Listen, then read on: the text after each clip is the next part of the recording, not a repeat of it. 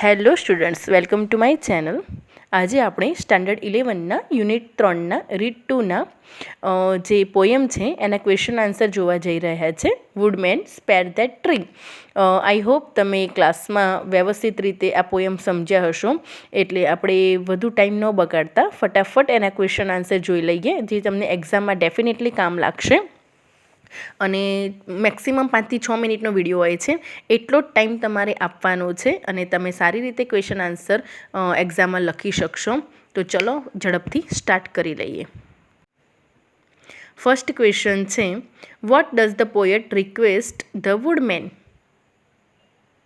The poet request the woodman to spare the tree. Does નીકળી જાય છે એટલે રિક્વેસ્ટ પછી એસ આવી જાય છે કે એ ટ્રીને તું રહેવા દે. વુડમેન એટલે કઠિયારો. What does the poet tell woodman not to do? શું ના કરવાનું કહે છે? એના જેવો જ આન્સર આવશે. તો આન્સર જોઈ લઈએ આપણે ફટાફટ. The poet tells woodman not to touch a single bough. Second લીટીમાં આન્સર મળી જશે. એક પણ ડાળી તારે ટચ નથી કરવાની. બો એટલે ડાળ, એવું પોએટ વુડમેનને કહે છે. નંબર 3 જોઈ લઈએ. અહીંયા ઉપર સ્ટાન્જા આપેલો છે. પોયમ છે એટલે સ્ટાન્જા કહેવાય છે. જો લેસન હોત તો પેરેગ્રાફ કહેવાય.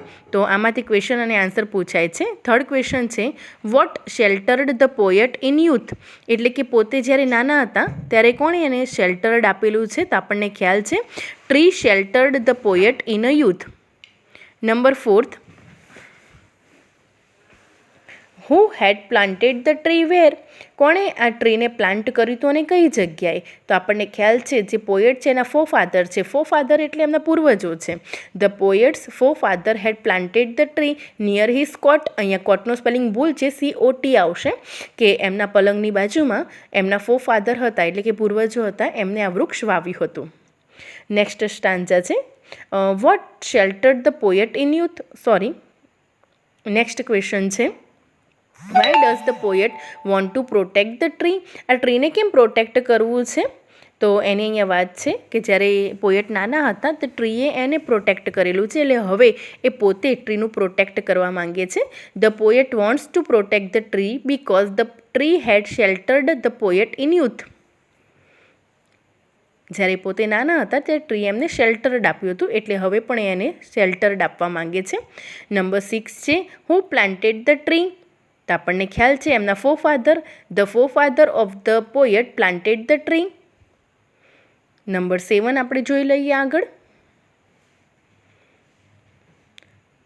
Right 2 pairs of rhyming words. Rhyming words એટલે શું? પ્રાસવાળા શબ્દો. તો એ અહીંયા લખવાના છે. તમે સ્ટાન્જામાં જોશો તો પ્રાસવાળા તમને વર્ડ્સ મળી રહેશે, એને રાઇમિંગ વર્ડ્સ કહેવાય છે. તો હેન્ડ, સ્ટેન્ડ, કોટ, નોટ આ રાઇમિંગ વર્ડ્સ છે. તો મોટાભાગે આવા ક્વેશ્ચન પૂછાતા જ હોય છે કે સ્ટાન્જામાંથી રાઇમિંગ વર્ડ્સ તમારે શોધીને લખવાના હોય છે. એકદમ ઇઝી છે, થોડું વિચારવાની જરૂર છે. ચલો નેક્સ્ટ ક્વેશ્ચન આપણે જોઈ લઈએ.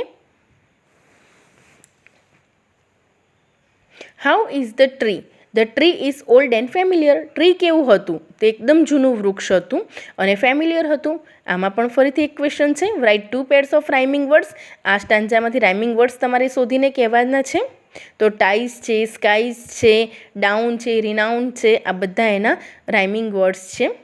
તમે એને વાંચશો તો પણ ખ્યાલ આવી જશે કે જેના પ્રાસ સરખા હોય છે. નેક્સ્ટ સ્ટાન્જા આપણને મળી ગયો છે. એમાંથી આપણે ક્વેશ્ચન આન્સર જોઈ લઈએ. ક્વેશ્ચન નંબર 10 છે, what did the poet do when he was an idle boy? Idle boy એટલે આળસુ બાળક તરીકે નથી લેવાનું, પરંતુ એ જ્યારે ફ્રી હતા, નાના હતા અને ફ્રી હતા ત્યારે તેની વાત છે. The poet sought a tree's grateful shade when he was an idle boy. જ્યારે નાના હતા ત્યારે આ વૃક્ષનો એકદમ મસ્ત છાંયો એમને મેળવ્યો હતો. Number 11, how did his parents love him? પોએટના પેરેન્ટ્સ એમને કેવી રીતે પ્રેમ કરતા હતા? તો આપણને ખ્યાલ છે કે મધર કિસ કરતા હતા અને ફાધર એનો હેન્ડ પ્રેસ કરતા હતા. His mother kissed him and father pressed his hand to show their love. એમનો પ્રેમ બતાવવા માટે તે આવું કરતા હતા. નેક્સ્ટ ક્વેશ્ચન છે number 12, what did the poet sister do under the tree? પોએટના જે સિસ્ટર હતા એ ઝાડ નીચે શું કરતા હતા? તો આપણને ખ્યાલ છે કે રમતા હતા. તો ક્વેશ્ચન આન્સર તમને સ્ટાન્જામાંથી મળી જશે. Poet sister played under the tree. એની નીચે રમતા હતા, એટલે કે બાળપણની યાદો અહીંયા વાગોળે છે. નંબર 13 છે નેક્સ્ટ ક્વેશ્ચન.